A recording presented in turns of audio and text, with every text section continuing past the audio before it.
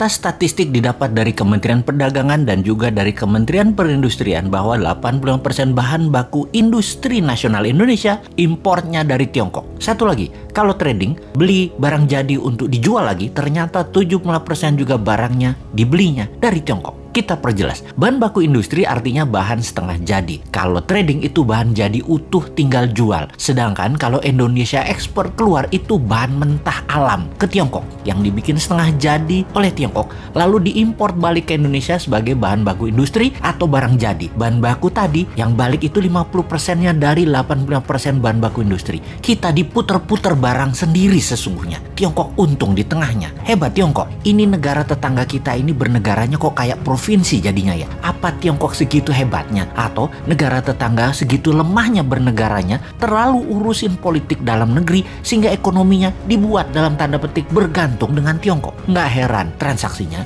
pakai yuan. Baru ngeh saya juga. Multi currency atau mata uang yang berlaku di banyak negara seperti yen, dolar, dan euro memang tidak diperlukan kalau kayak gitu. Ya itulah kenapa istilah provinsi itu muncul. Timur-timur nih, kalau Newman yang pegang mandat, 90% kebutuhan negaranya tergantung rupiah dan barang dari Indonesia. Jadi tanpa perlu diintegrasi penyatuan kembali Timur-Timur ke wilayah Indonesia, ya Timur-Timur sudah jadi provinsi lagi. Sama seperti Gajah Mada menyatukan Nusantara juga bukan pakai military approach, tetapi pakai economic approach, pakai emasnya Majapahit. Atau istilah ini adalah semua dalam buku Akademi Militer, namanya kolonialisasi 5.0, seperti yang dilakukan oleh Tiongkok. Kolonialisasi 5.0 pakai yuannya Tiongkok. Itu adalah economic approach. Negara tetangga itu jadinya ya kalah diplomasi, kalah strategi, kalah ekonomi, puncaknya ya kalah kedaulatan. Hal ini tanpa perlu menurunkan bendera merah putih diganti dengan merah bintangnya, ya sudah takluk jadi provinsi juga. Jadi apa kata Beijing deh seakan-akan. Tapi sekali lagi,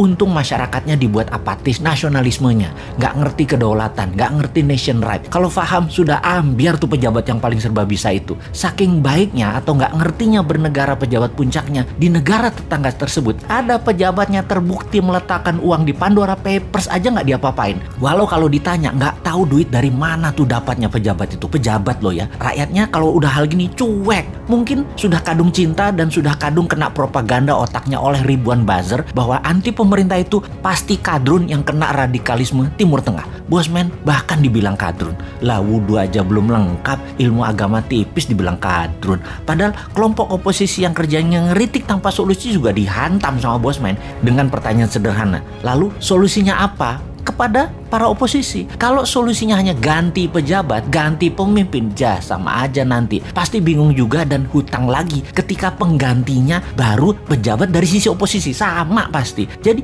bagaimana mengembalikan kedaulatan bernegara tanpa bergantung kepada satu negara yang saat ini menjadikan negara tetangga provinsinya Tiongkok. Secara terselubung, ya terus dibungkus rapih dengan kebinekaan saat ini. Sahabat, buka pikiran putra-putri bangsa Indonesia dengan melihat dunia. Mereka kita buat tinggal di Eropa, tinggal di Amerika Utara, tinggal di Amerika Selatan, di Asia dan negara Asia Timur. 5 tahun pertama minimum mereka tinggal 2 tahun untuk ambil kursus apa saja. Juga ambil ilmu kekinian di berbagai belahan dunia. Kirim 10 juta putra-putri terbaik untuk mendapatkan ilmu, mendapatkan jaringan dan pengalaman hidup di berbagai negara yang ekonominya lebih maju dari Indonesia. Di tanah air, sekolah ubah kurikulumnya. Bukan 6 tahun SD, 3 tahun SMP, 3 tahun SMA, total 12 tahun, tapi ubah hanya 10 tahun. Nggak ada yang namanya SD, SMP, SMA. Yang ada hanya sekolah pratama atau primary school, kemudian sekolah kejuruan, universitas, sekolah tinggi, akademi militer, kepolisian, dan lain sebagainya. Selesai sekolah pratama, maka ada wajib militer 2 tahun. Secara teknis,